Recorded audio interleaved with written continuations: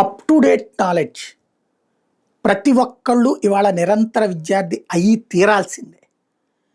గతంలోకి మళ్ళీ లెక్కలు రాయడం ఇవాళ బిగినైతే జీవితకాలం అంటే బ్యాంక్ వాళ్ళకు కుదరట్ల. ఇవాళ కంప్యూటర్ కంపల్సరిగా వాడి తీరాల్సి వస్తుంది. కంప్యూటర్లోనే నివేదికలు పంపించాల్సి వస్తుంది. ఇదివరకు అడిగితే అది మాకు కుదరదండి అని ఉద్యమాలు కూడా చేశారు.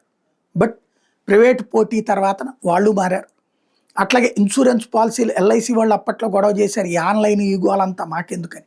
బట్ ఇవాళ టెలిఫోన్ వాట్సాప్ అప్లికేషన్స్ నడుస్తున్నాయి దానికి కూడా.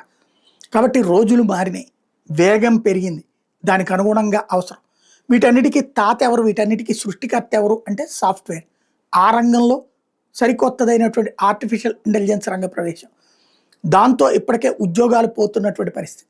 ఇప్పుడు టీమ్ లీడ్ అనేటటువంటి వాళ్ళకి మేనేజ్మెంట్ వర్క్ అప్పచెప్తుంది. ఆ వర్క్ టీమ్ లీడ్ అందరికీ అప్పచెప్పేస్తే ఫైనల్గా ప్రాజెక్ట్ చేతికి కంప్లీట్ చేస్తే టీమ్ లీడ్కి సబ్జెక్ట్ ఏమో వీళ్ళందరిది, లీడర్ సక్సెస్ అవుతూ ఉంటాడు.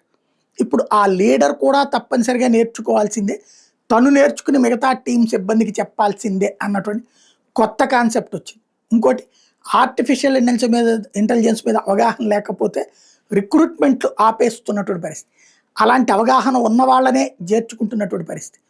ప్రతి ఒక్కళ్ళు ఇప్పుడు ఏఐ మీద దృష్టి సారించాల్సిన సందర్భం వచ్చింది. సాఫ్ట్వేర్లు ఆల్రెడీ చేస్తున్న వాళ్ళు కూడా అప్గ్రేడ్ అవ్వాల్సిన పరిస్థితి.